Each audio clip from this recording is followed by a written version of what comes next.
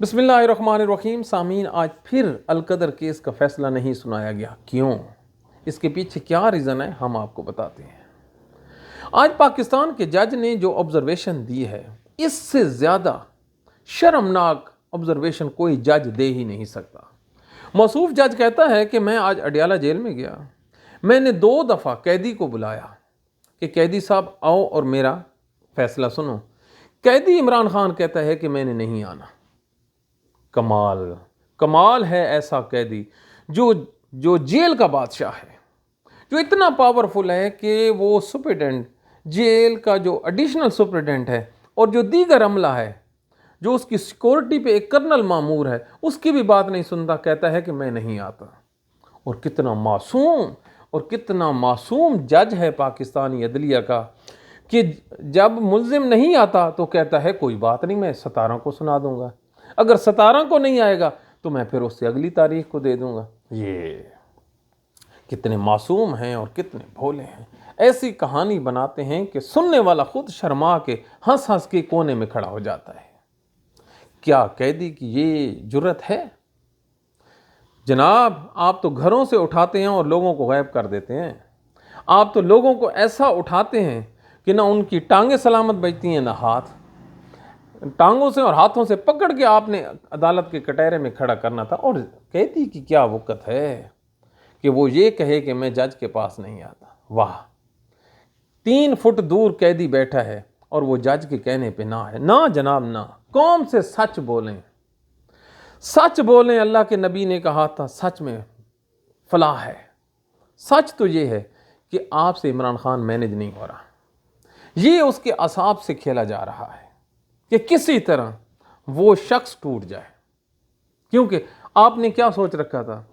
आपने सोच रखा था कि इसको जेल में डालेंगे तो मामलात क्लियर हो जाएंगे। फिर आपने कहा इसको साल के लिए जेल में रखेंगे तो ये टूट जाएगा, मामलात क्लियर हो जाएंगे। वो ना टूटा, ना उसने टूटना है। अब आपके पास रह क्या गया? आप लोगों ने उसको 60 साल कैद की सज़ा सुनाई इलेक्शन से पहले। 60 साल, जो खुद 70 साल की ज़िंदगी गुजार रहा है, वो तो नहीं टूटा। उसने उनका मुकाबला किया और उनसे बरी हो गया। अब आप क्या करेंगे? ज़्यादा से ज़्यादा 25 साल की सज़ा देंगे तो फिर आगे फिर अदालतें हैं। अगर वो इसमें भी ना टूटा तो आपके पास कौन सा ऑप्शन रह जाएगा? ये वो आखिरी ऑप्शन है जिसके ज़रिए वो इमरान खान से अपनी मन पसंद की डील करना चाहते हैं। इमरान खान से वो NRO लेना चाहते हैं अपने लिए, ये हुकूमत भी और ये इस्टेब्लिशमेंट भी, कि ये शख्स बाहर निकल के हमारे लिए कोई मुसीबतें खड़ी ना करे। ये वो NRO है जिस NRO के लिए ये तमाम का तमाम जो स्टेज है तैयार किया गया है। वगरना ये उसका जादू है। आपने कल देखा है बार्स के इलेक्शन में, पहली दफ़ा लाहौर बार के इलेक्शन में एक तरफ प्रेसिडेंट की तस्वीर और दूसरी तरफ पाकिस्तान के जनरल की तस्वीर मेरे पास मौजूद है, मैंने सेव करके रखे हुए हैं। ये क्या है? ये उसका बयानिया है। और जब शाम को बार्स के नुमाइंदे जीतते हैं तो क्या नारा लगाते हैं? सबका जिगरी सबका यार, कैदी नंबर 804। तो कैदी नंबर 804 कहाँ से चला और कहाँ तक चला गया है? जनाब, आपकी स्पेस कम हो रही है।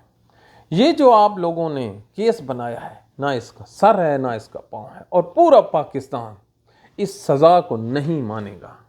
आप लोगों को इंसाफ करना पड़ेगा, क्योंकि हज़रत मौला अली ने फरमाया था कि वो माशरा जो जुल्म पे मबनी है यकीनन कायम रहेगा, लेकिन जो नाइंसाफ़ी पे कायम है वो मिट जाएगा।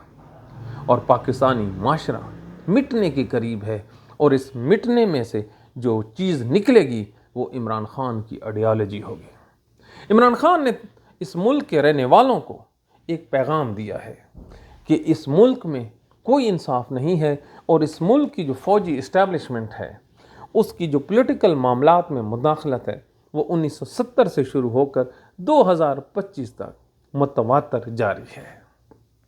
इमरान खान की ये एहसान पाकिस्तानी कौम हमेशा याद रखेगी। लेकिन इस सब में जो सबसे ज़्यादा नुकसान हुआ है वो पाकिस्तानी अदलिया का हुआ है। पाकिस्तान की जो अदालतें हैं, जिस तरह उन्होंने इस इस्टेब्लिशमेंट के आगे ख़ुद को सरेंडर किया है, اپنی جو ان کا پارٹ آف جو انصاف فراہم کرنے کا تھا اس کو انہوں نے یکدم دھکیل کے رکھ دیا ہے۔ اور اب پاکستان کی جوڈیشری ایک جج جو تنخواہ لینے والے ہیں ان کی کرائٹیریا پہ تو پورا اترتے ہیں، ان میں آنکھیں دکھانے والا کوئی نہیں ہے۔ عمران خان کو ان سزاؤں سے کچھ فرق نہیں پڑتا۔ دیکھ لیجئے یہ عمران خان کو خود اڈیالہ سے ہار پہنا کر اور سیدھا وزیر اعظم ہاؤس داخل کریں گے کہ اب لے اور اپنا ملک سنبھال۔ ہمیں اپنی دعاؤں میں یاد رکھیے، پاکستان اور عمران خان کے ساتھ جڑے رہیے۔ Thank you very much.